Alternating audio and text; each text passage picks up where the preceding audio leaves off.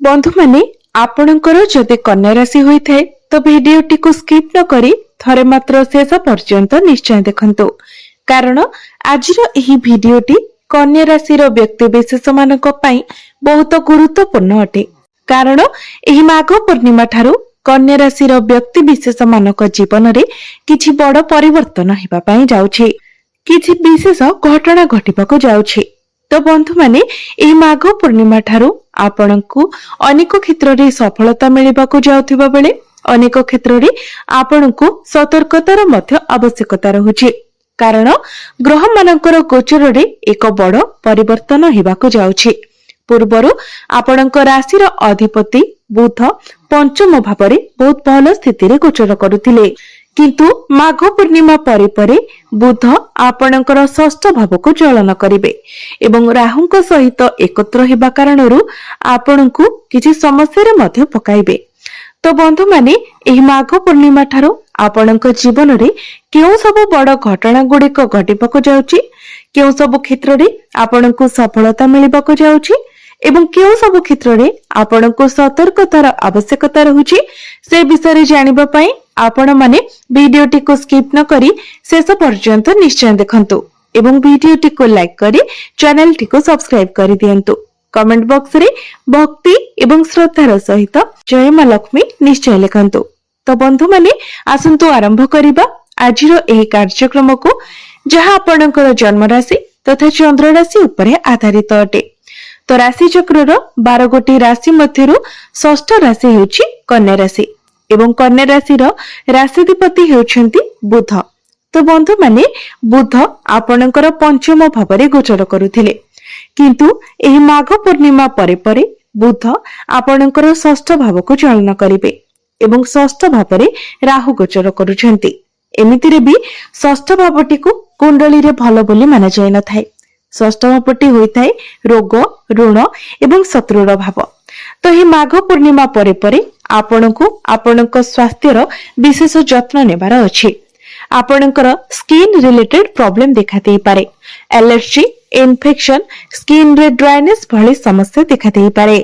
एहा व्यतीत आपणको आपणकर खाद्य पानीय प्रति मत विशेष सतर्क रहिबार अछि। जेहेतु बुध आपणकर द्वादश भाव को मध्य देखिबे, तो द्वादश भावटी मध्य रोगर भाव होइथाय, हॉस्पिटल भाव होइथाय। तो आपणको आपणक स्वास्थ्यर विशेष रूप रे ध्यान रखिबार अछि। विद्यार्थी मानको कथा जदि कहिबा तो शिक्षा क्षेत्र आपणकर एही माघ पूर्णिमा ठारू बहुत भल रहुछि। कारण आपणकर पंचम भाव शिक्षा भावर अधिपति शनि आपणकर सप्तम भावरे केंद्र रे गोचर करूछन्ति एवं आपणकर पंचम भावरे बुध शुक्र मंगल एवं सूर्य गोचर करूछन्ति। तेबे मंगल आपणकर पंचम भावरे उच्चस्थ अछन्ति, सूर्य मध्य आपणकर पंचम भावरे बहुत भल स्थिति रे अछन्ति। तो आपणक मध्यरे कॉन्फिडेंस लेवल बहुत भल रहिबो, आपण बहुत एनर्जेटिक रहिबे। शिक्षा क्षेत्र रे आपण बहुत अधिक उन्नति एवं प्रगति करिवे। एही माघ पूर्णिमा परे जदि आपणकर किछि एग्जाम अछि, विशेष करी डिफेंस लाइन में जदि आपणकर किछि एग्जाम अछि किबा गवर्नमेंट रिलेटेड किछि एग्जाम अछि, तो आपणक पई समय बहुत सपोर्टिव रहिबो। आपणक मध्यरे लीडरशिप क्वालिटी बहुत भल रहिबो। किंबा ए सब लाइन में जदि आपण किछि प्लानिंग करूछन्ती, आपणक मन रे किछि आइडिया अछि, तो ताहा मध्य आपणक पई बहुत भल रहिबो। मोटामोटी भाबरे कहिबाको गले शिक्षा क्षेत्र एही माघ पूर्णिमा परठारू आपणकर बहुत भल रहुछि। आपण निजर पाठ पढ़ारे बहुत अधिक उन्नति एवं प्रगति करबाको जाउछन्ती। प्रेम जीवन कथा जदि कहिबा तो आपणकर पंचम भावर अधिपति शनि सप्तम भावरे गोचर करूछन्ती एवं आपणकर पंचम भावरे मंगल गोचर करूछन्ती। शनिଙ୍କର दृष्टि आपणकर प्रथम भाव उपरे रहुछि, जहा फଳରେ आपणଙ୍କ ମଧ୍ୟରେ जिद्दी स्वभाव रहिबो एवं मंगल सूर्य जेहेतु आपणଙ୍କର पंचम भावरे गोचर करूछन्ती, तो आपणଙ୍କର पार्टनरଙ୍କ ମଧ୍ୟରେ ମଧ୍ୟ एग्रेशन एवं क्रोध देखा देबो। तो एही कारणरो आपणଙ୍କ ମଧ୍ୟରେ टिके मिस अंडरस्टैंडिंग होई पारे, ताळमेळ ठीक न रहि पारे, जे कारणरो कि आपणଙ୍କର प्रेम जीवन रे टिके समस्या ମଧ୍ୟ देखा देई पारे। तो एही सब प्रति आपणको ध्यान रखिबार अछि। आपणकर वैवाहिक जीवन कथा जदि कहिबा तो आपणकर सप्तम भावरे जेहेतु शनि गोचर करूछन्ती, तेणु आपणकर पार्टनर टिके जिद्दी स्वभावर रही पारंती किंतु आपणकर सप्तम भावर अधिपति गुरु जेहेतु आपणकर दशम भावरे केंद्र रे गोचर करूछंती बहुत भल स्थिति रे अछंती तो से आपणकर वैवाहिक जीवन को बहुत भल बनाइबे। गुरुंकर दृष्टि आपणकर द्वितीय भाव वाणी भाव उपरे रहुछि तो आपणकर वाणी रे मधुरता आसीबो एवं आपण सब किछि एडजस्ट करि नेबे तो वैवाहिक जीवन मध्य आपणकर बहुत भल रहिबो। भाग्य कथा जदि कहिबा तो आपणकर भाग्य भावर अधिपति शुक्र आपणकर पंचम भावरे बहुत भल स्थिति रे अछंती किंतु 6 फेब्रुआरी को अर्थात माघ पूर्णिमा परे परे ही से आपणकर षष्ठ भाव को चली आसीबे। षष्ठ भावटी को कुंडली रे भल बोली माना जाय न थाए। यह व्यतीत राहु मध्य आपणकर षष्ठ भावरे गोचर करूछंती तो शुक्र एवं राहु एकत्र हेबा फଳରେ आपणकर भाग्य रे बाधा विघ्न आसीबो। 6 फेब्रुआरी पर्यंत आपणकर भाग्य बहुत भल रहुछि। 6 फेब्रुआरी मध्यरे आपण जदि भाग्य संबंधित किछि निर्णय नेबाकू चाहुचंती तो आपण नै पारिबे सेथिरे आपणकू सफलता मिलिबो किंतु 6 फेब्रुआरी परे आपणकर भाग्य रे विलंब देखा देबो।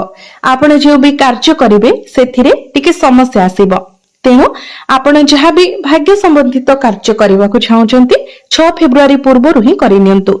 जेमिति कि जदि आपण किछि बड़ कार्य आरंभ करबाकू चाहुचंती किछि बड़ इन्वेस्टमेंट करबा पई चाहुचंती किछि बड़ जिंस सेल परचेस करबाकू चाहुचंती तो आपण 6 फेब्रुआरी पूर्वरु ही करि नियंतु। क्यारियर कथा जदि कहिबा तो क्यारियर मध्य आपणकर बहुत भल रहिबो जेहेतु गुरु आपणकर क्यारियर भाबरे गोचर करूछंती तो क्यारियर आपणकर बहुत भल रहिबो। आपणक मध्यरे ज्ञान बढ़िबो मैच्योरिटी लेवल बढ़िबो सब समस्यार समाधान आपणक पाखरे रहिबो। एहा व्यतीत आपणकर दशम भाव क्यारियर भावर अधिपति बुध मध्य आपणकर षष्ठ भाव को आसीबे एवं आपणकर द्वादश भाव को देखिबे तो आपण निजर काम कार्य को लेकी विदेश यात्रा करि पारंती। एमएमसी कंपनी रो आपण को किछि लाभ प्राप्ति होई पारे किंबा एमएमसी कंपनी रो आपण को जॉब ऑफर आसी पारे तो एही माघ पूर्णिमा परे आपणकर कैरियर रे आपण को किछि बड़ अचीवमेंट मिलिबा को जाउछि। जदि आपण ट्रांसफर चाहुतिले तो समय आपण को साथ देबो। कैरियर रे आपणकर प्रमोशन मध्य होई पारे एवं जो मानक निकट रे चाकरी नाही सेमानकु चाकरी मिलिबार मध्य बहुत अधिक संभावना रहुछि तो आपण निज तरफर चेष्टा जारी रखंतु।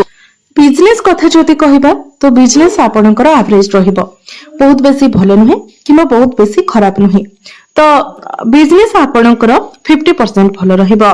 एबे आसंतु जानिबा किछि उपाय विषय जो उपाय गुडी को करबा तरा आपणकु अधिक मात्रा रे शुभ फल प्राप्ति हेबो एवं जहा सब अशुभत्व रहउछि सेगुडी को मध्य खंडन होइजिबो तो सेथि पई आपण प्रत्येक दिन बुधंकर बीज मंत्र 108 थर जप करंतु। जेतु बुध हेउछंती आपणकर राशि रो अधिपति सेथि पई आपण प्रत्येक दिन बुधंकर बीज मंत्र 108 थर जप करंतु।